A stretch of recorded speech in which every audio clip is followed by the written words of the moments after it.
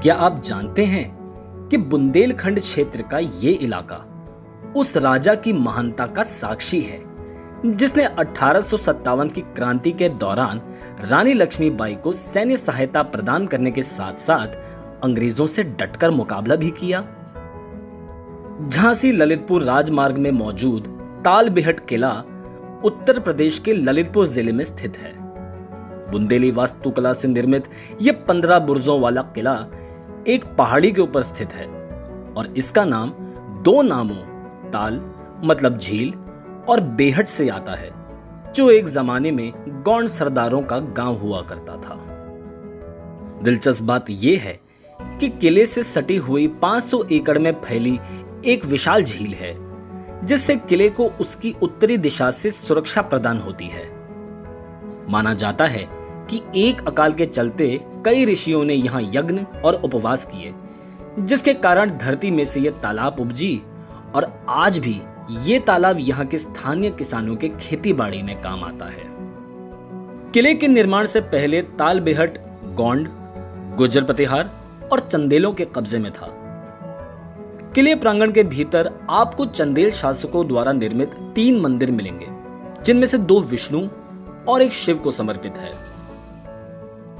17वीं शताब्दी के दौरान जब मुगलिया सल्तनत की गद्दी पर जहांगीर बैठा, तब उनके घनिष्ठ मित्र बीर सिंह देव को ओरछा का शासन दिया गया, जिसके चलते बुंदेलों के राज के विस्तार के तहत तालबेहट की जागीर बीर सिंह देव के समसामयिक रामशाह को दी गई थी, जिन्होंने इस किले की नींव रखी।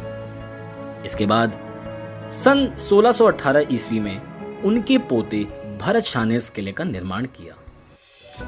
19वीं शताब्दी के दौरान तालबेहट किला बुंदेली सत्ता के डावाडोल का केंद्र रहा, जिसके दौरान राजा मर्दन सिंह का नाम आज भी याद किया जाता है, जिन्होंने युवावस्था से ही यहाँ की राज सत्ता संभाली थी। राजा छत्रसाल के 11वें वंशज राजा मर्दन सिंह चंदेरी के राजा मोर प्रहलाद के बेटे थे। अपने पिता के सुस्त मिजाज को देखते हुए राजा मर्दन सिंह ने सत्ता अपने हाथों में ली और अपने पिता को तालबेहट किले में रखा। माना जाता है कि उस दौरान अक्षय तृतीया के लिए पूजा के फूल एकत्रित करने यहाँ 7 महिलाएं आई थीं और मोर प्रहलाद ने उनको किले में बुलाकर अपने बागान से फूल तो दिए, मगर मन बदलने पर उन्होंने उन महिलाओं पर अत्याचार किया, जिसके कारण उन्होंने शर्मसार होकर यहाँ के दीवारों से लांघकर खुदकुशी की। जब राजा मर्दन सिंह को इसके बारे में पता चला, तो उन्होंने किले के मुख्य द्वार पर उन्हीं 7 महिलाओं के चित्र बनाने का आदेश दिया। इस त्रासदपूर्ण घटना के कारण आज भी तालबेहट किले के आसपास के गांव में अक्षय तृतीया नहीं मनाया जाता। यहाँ की औरतें किले में उन 7 महिलाओं के चित्रों की पूजा करती हैं और यहाँ के पुरुष औरतों के चरण स्पर्श करके उनकी पूजा करते हैं।